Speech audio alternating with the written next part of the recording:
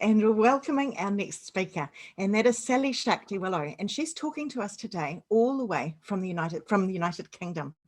So that's where she's based. Now, Shakti, she's going to tell us a little bit about herself and her journey, because she's both done the study side and she started her own business. And so she's got lots of stuff to talk to us today about how we can bring ourselves, learn more about ourselves and bring our natural strengths into the world. So Shakti, tell us a little bit about yourself, please. Thanks, Cathy. Yeah, I've done the study and I've been a teacher as well, and started my own business. So I spent quite a lot of my life in education and academia. After I finished my degree in English literature, I spent 10 years as an English teacher before I went back to university to do my master's and PhD in poetry.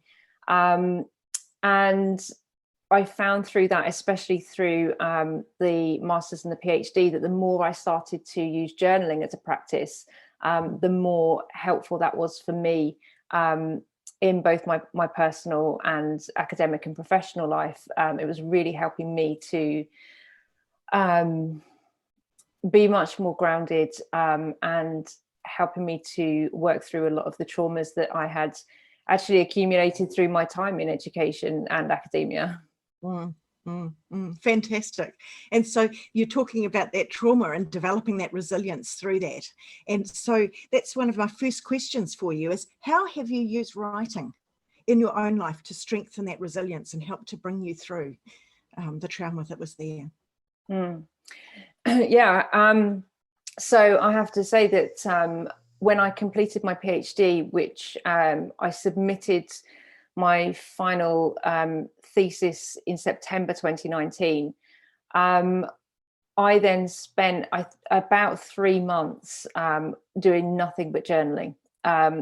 It was all I could do because it actually had been such a traumatic process for me to be in a PhD for 4 years, that I found very challenging for lots of reasons.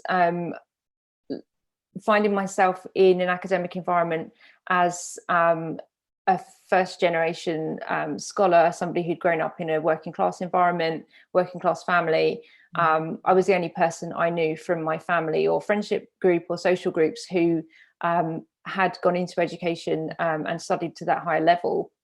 And I felt very out of place in an academic environment. And coupled with that was my spiritual practice as well, which also put me out of place in the academic environment. And that was one of the things that I was writing about. And I found it very difficult to write about it and speak about it because I didn't always feel that it was appropriate to bring into that context. So I had a lot of trauma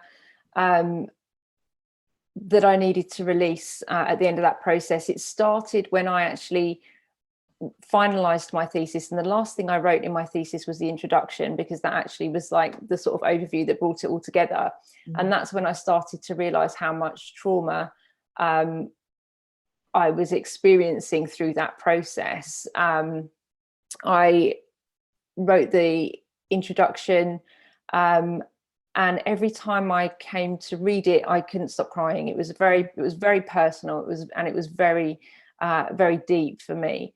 So once I'd submitted the thesis, I've always, I'm a writer, so I've always got a notebook with me. I had done some practice around the morning pages from The Artist's Way, and I'd worked with. I work a lot with Natalie Goldberg's practices, the writing down the bones. So.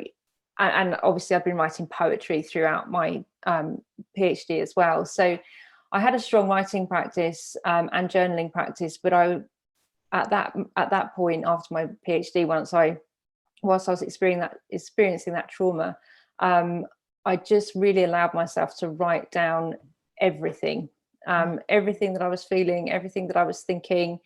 I also had to use writing in a way to save my friends and family, because otherwise I was just downloading to them continuously. And they started saying to me, why don't you just go and grab your notebook and just write for a bit, which I did. And I actually found the process of that like a download. It was quite healing in the way that my experience of that was that the feelings would come through my body and move out, because I was writing typically by hand.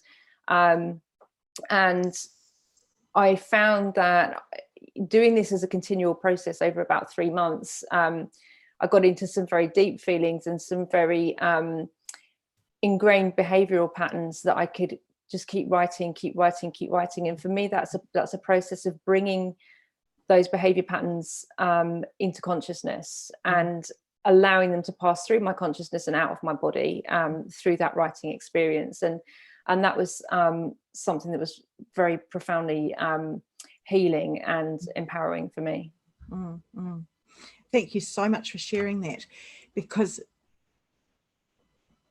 it can be interesting to learn about getting that stuff out of our bodies through that way. And I know of many other teachers who have used that sort of thing of encouraging people to write and to journal. And it doesn't have to just be writing, does it? It can start with pictures and all of that sort of stuff. It's about whatever, get it on paper, and it doesn't matter what it looks like or anything else. What I've seen in so many children actually working through is that the hardest thing is actually getting pen to paper, and then something starts to happen and something starts to come out. So giving yourself permission to do that, I think, is what you've done in that space, and discovered as a real way of pulling out that resilience and working through that. Yeah, and you've touched on a couple of really interesting points there, Cathy. One is about, certainly for me, I'm not the kind of person who does the very beautiful artistic journaling. My journaling, as you'll see as we speak, my journaling is very messy. And it actually began to develop that it became less and less legible, because for me, it wasn't any longer a process of writing something that I was needing to look back on. There are a couple of reasons for that. It wasn't something that I was, consciously really wanting to write to record. It stopped being a process of writing to record, and it became a process of writing to feel and experience. And the more it became that, the less legible the words actually became on the page. And that's been an important process for me, the physical movement and the physical contact between the hand and the page, which I use as a daily practice, just before I go to bed, and every morning before I get out of bed as well, and throughout the day. just right. Just get that touch point. And I just wanted to mention as well that what you said about giving yourself permission is really important, and this is one of the traumas that I've come across. As somebody who has been in academia and always worked with English. I was an English teacher for 10 years. I obviously studied English at school and right through university. One thing that I'm aware of is the amount of trauma that can be caused by the pressure that people are under or feel put under, because so much of the ways that we're examined in our educational life is to do with what we write, and the writing process.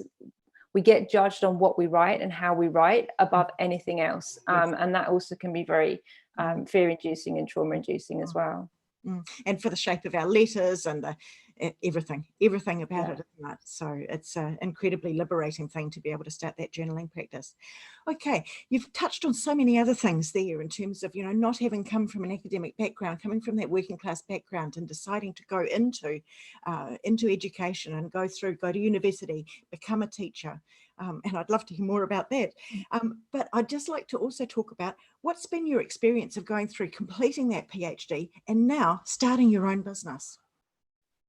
Yeah, that's been quite a journey. And, as you've touched on, each of these stages in my life has been really quite experimental. I don't have an academic background or family, and I don't have an entrepreneurial family either. So every time I'm doing this, I'm kind of finding my way, which is really exciting and also really challenging as well. In terms of my journey through education, briefly, I remember at school feeling like I was on a conveyor belt. There was this expectation that you were going to complete your GCSEs. This is how it was when I was at school. Complete your GCSEs, complete your A-levels, go to university. I didn't want to be on that conveyor belt. So I actually left school at the earliest opportunity. I wanted to get out and start my own thing. So I took a job and started working. I soon realized that actually I was quite bored in my job, and it would be much more fun and interesting to go to college. So I went to college and did my A-levels and went on to university from there.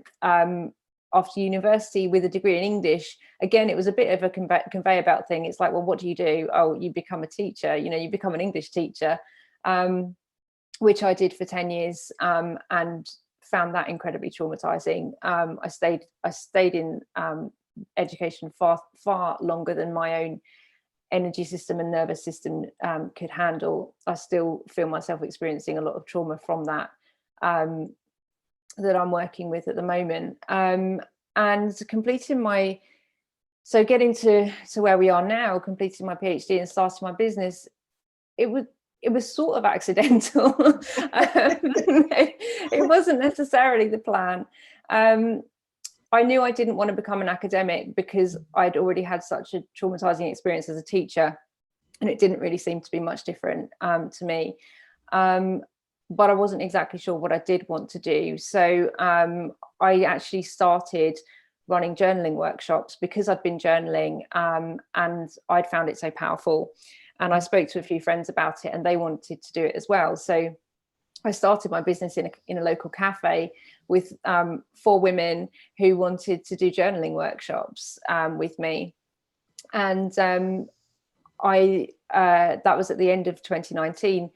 Early 2020, I moved away from that area and I wanted to keep doing the workshops. So I started doing them on Zoom.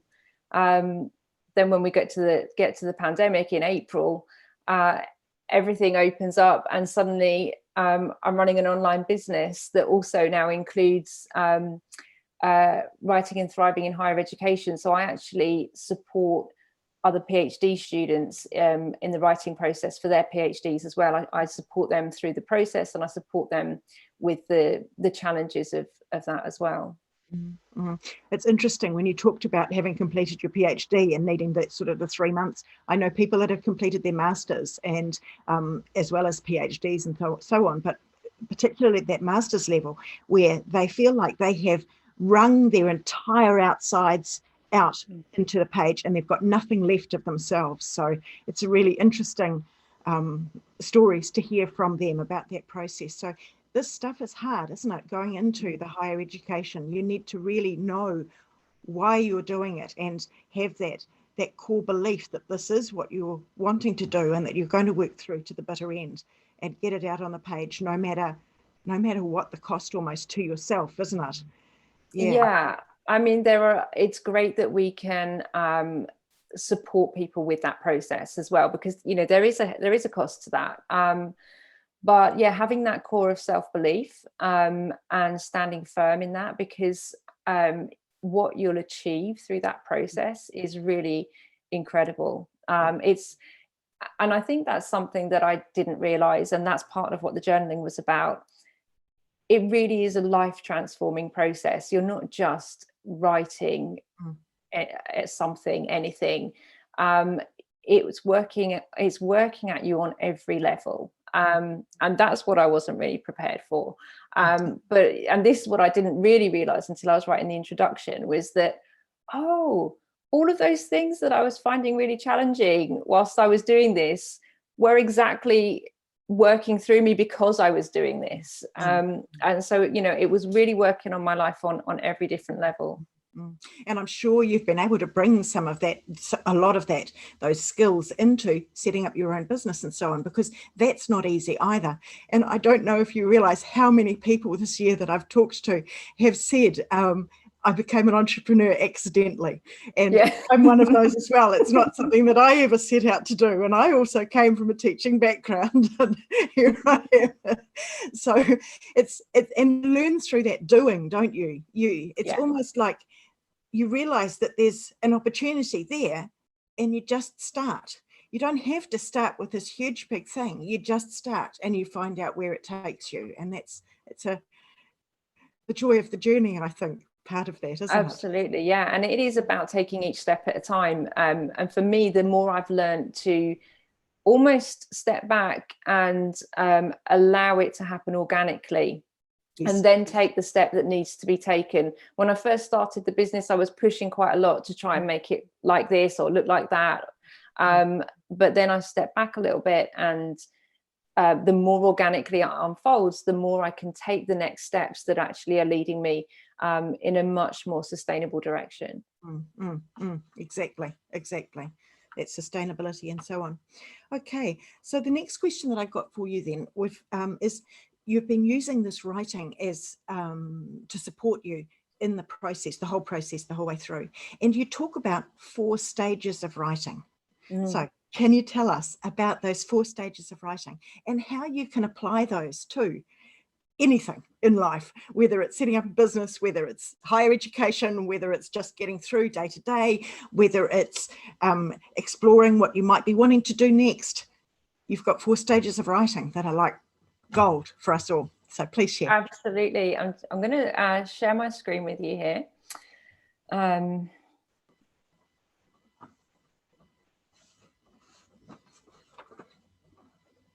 get that up and running.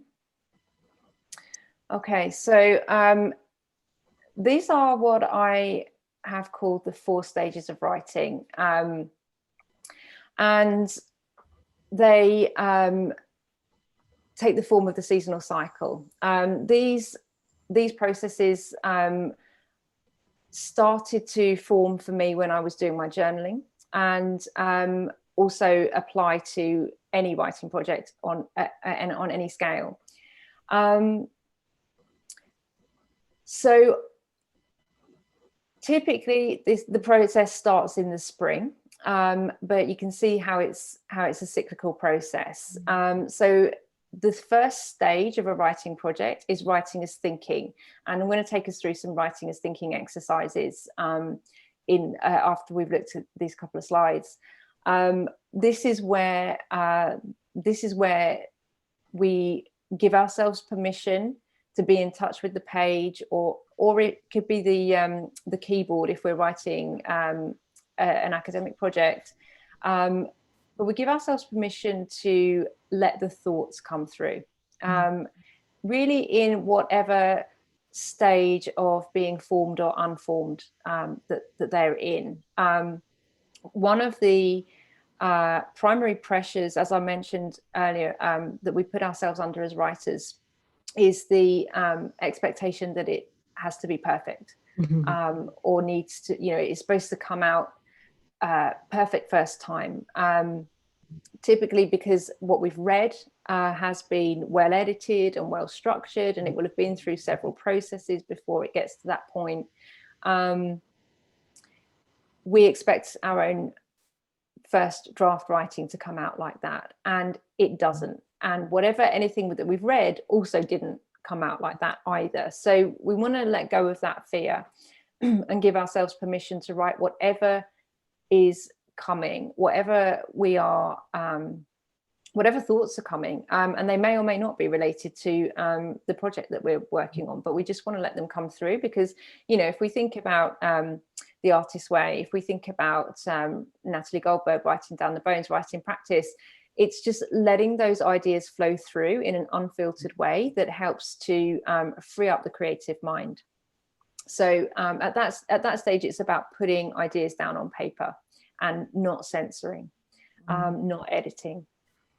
So this is like, the shoots just coming up. They're still quite tender at that stage. And we don't want to be cutting them back or overanalyzing them, because they're not robust enough to withstand that. And then the cycle moves through into the summer, and we start to think about who we're writing for. We're starting to take that raw, unformed piece of writing and form it into something that communicates a message to another person. So we can start to revise and reread that piece of writing, and start to give it more shape and coherence. The third stage is to create a narrative or a structure. This is the autumn phase. This is where we're starting to bring it into shape and harvest what's there. So we're now really looking at, if, for example, if it's a piece of academic writing, it needs an argument. So are all the parts creating an argument? And what order do they need to be in to create that argument successfully? Moving then through to the winter stage, it's the time for editing, and that is about cutting back, cutting out, and redrafting as necessary. It's just as valuable a part of the writing process as any other.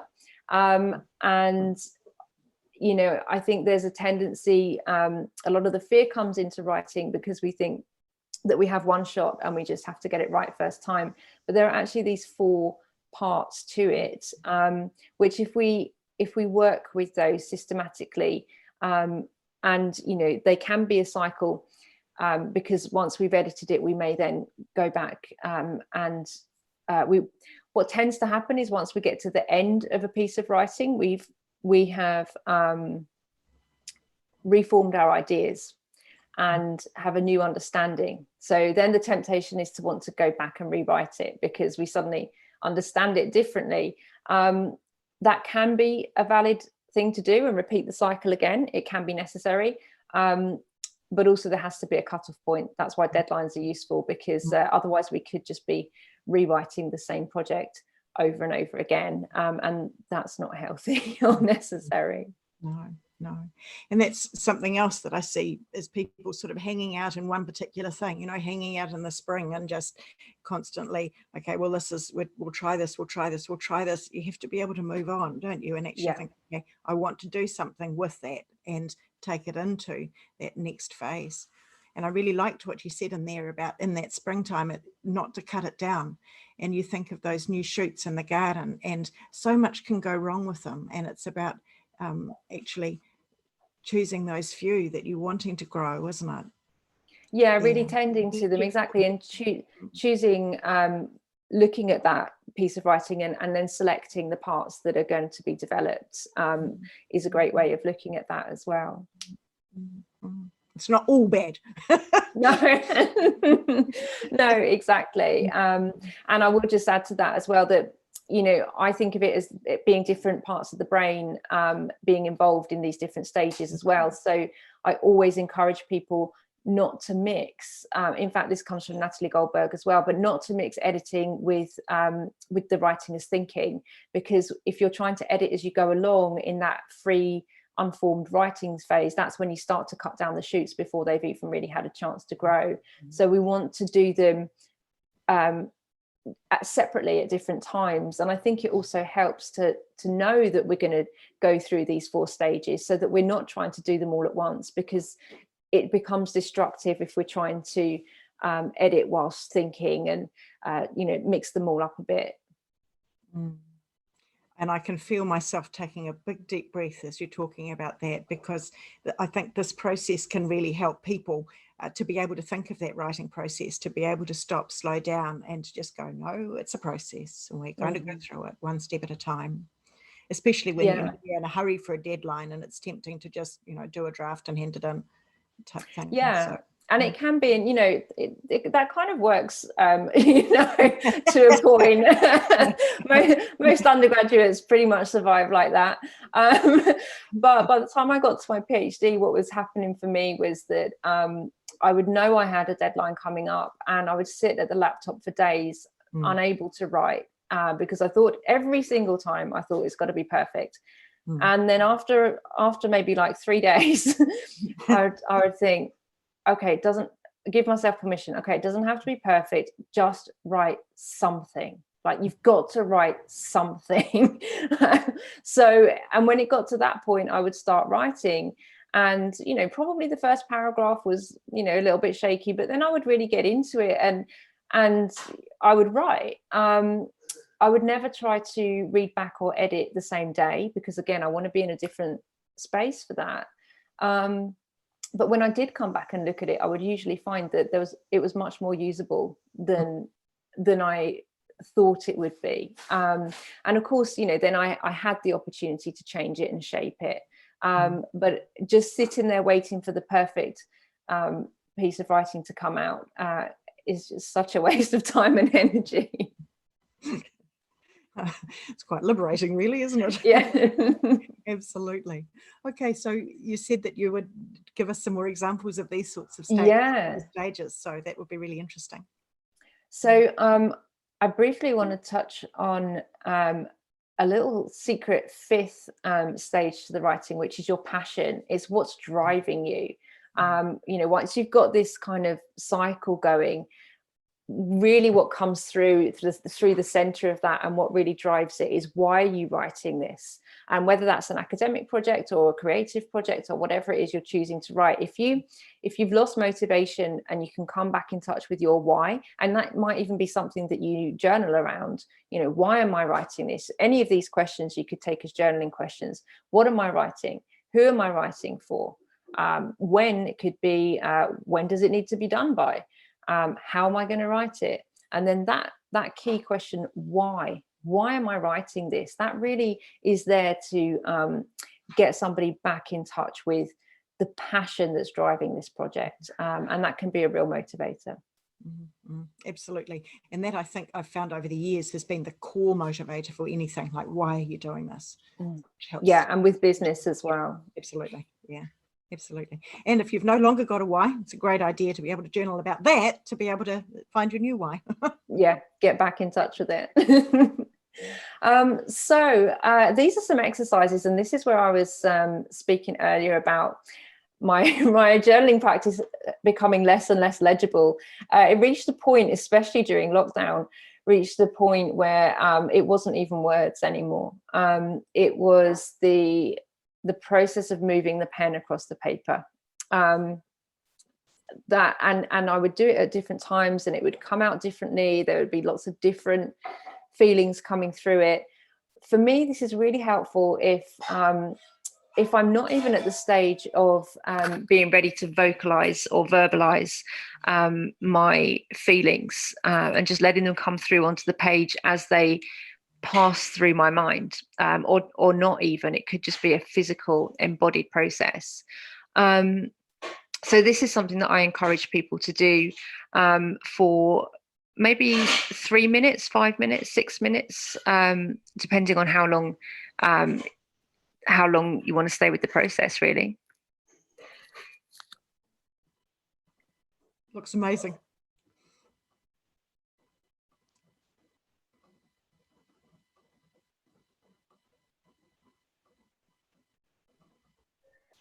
So the second stage of that process is free writing. And that's when you actually do start bringing words in, and to write anything that is on your mind, without judgment or editing. So we've spoken about this in the writing cycle process. And the purpose of doing that is freeing your mind now so that you've got space to write with purpose later. And I've given the following prompts to help, because often when I'm journaling with traumas, it's about the feelings that are stuck. So the first stage is to get in touch with those feelings, and we would have moved the pen across the page to do that in a very embodied way, and then we can move into verbalizing that process. So there are 2 prompts there to help people. I feel and I don't feel. And both of those can be really powerful to journal with for 5 to 15 minutes. I can see the use of that as well, in terms of, and it doesn't matter. It's just that acknowledging your feelings, which is so powerful, helping people move through, isn't it? Fantastic. Great. And the final stage then of this part is focused writing. So when we then move into a productive or just prior to a productive phase of writing, especially if we do have a project or a purpose for our writing. Maybe this is in preparation for an academic project that we're working on, or a creative project, or a business project. These 4 prompts, again, will help you really to get into almost locating yourself within that project. Where are you right now with this project? What do you think in relation to this project? So the prompts are: I think, I don't think, I know, I don't know. And whenever I've done this exercise with PhD students, it always helps to give them clarity about where they are in relation to their project right now, what they know and what they have yet to find out. And it helps to really give them direction so that they know what they need to find out to complete the next phase of the project. And again, you can use this in your business journaling as well. You know, where are you now? What knowledge do you have?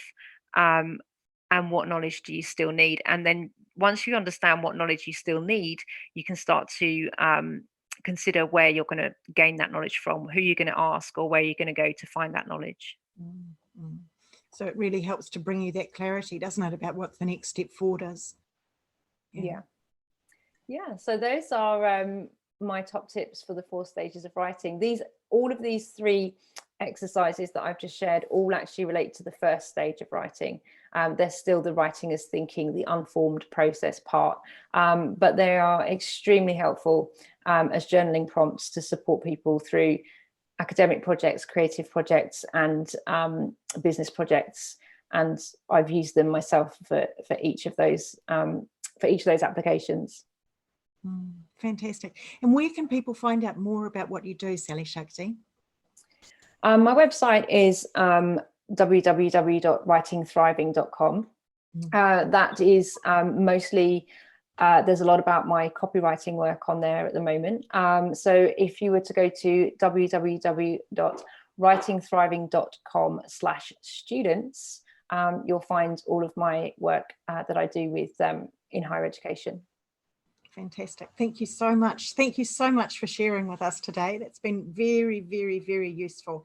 And I loved how the practice of journaling and those 4 steps of writing that you've talked about can be used in every single area of our lives. And so thank you for helping us to understand that it is a process, and that there doesn't have to be any judgment on this, because I think that's so much of what we need, is to be able to bring out ourselves into the world and without that judgment from others. And so your first picture that you had in that of just actually pen to paper, and it doesn't matter what comes out, nobody's going to see this. But being able to free ourselves of judging ourselves and what comes out of our pens is one of the first steps in that, isn't it? So absolutely. And that's another reason why I actually encourage people not to be too legible with their writing, because I know a lot of people have a lot of fear. You know, what if somebody reads my journal? What if somebody finds out how I feel? So it can help people to be much more truthful and much more in touch with their own truth, which ultimately puts one in touch with one's own power when one's in touch with one's own truth. To be able to write and know that what I write is for nobody will ever read it, including myself. And that's the thing, you know, we can burn them, we can throw them away. Yes. It really doesn't matter. It's just, it's almost like being able to use sand, isn't it? Being able to go to the beach or go out into the dirt and just be able to draw patterns and then being able to rub them away. It's that freeing yourself to be able to think in a way, isn't it? Absolutely. I will just add that the downside of that for me is at 3 o'clock in the morning when I come up with the best business ideas and I write them down, I've got no idea. Yeah. I often find that I have a piece of paper beside my bed with a pen, and that's when I can do some of my writing, and I just reach over and I just write whatever it is. And it's amazing. I don't even need to turn the light on anymore, and I can still read. Sometimes the ideas will be one on top of each other, but it doesn't matter. They are actually there enough for me to be able to capture them for the next Oh, day. that's great. There's a tip for you as well. Yeah, because mostly mine's not legible enough. Yeah, and then I think, okay, well, I trust the process so much that I know that it, you know, if it's come through and I've written it down, it's there. And if I need it again, I'll find it. Absolutely. And being able to trust that process, trust what's in us to be able to come through is fantastic. Okay. Well, this is the end of this session. So thank you very, very much, Sally Shakti, for bringing us all of those insights, if you like, into the power of journaling to be able to shape our lives, to be able to bring out more of who we are in the world, to be able to give us direction and to help us develop that resilience to be able to get through whatever it is that we are facing in our lives. And I love that part of what you brought to us today. So yeah, thank you very, very much for sharing that. Thank you. Thanks, Cathy. I really enjoyed talking about it.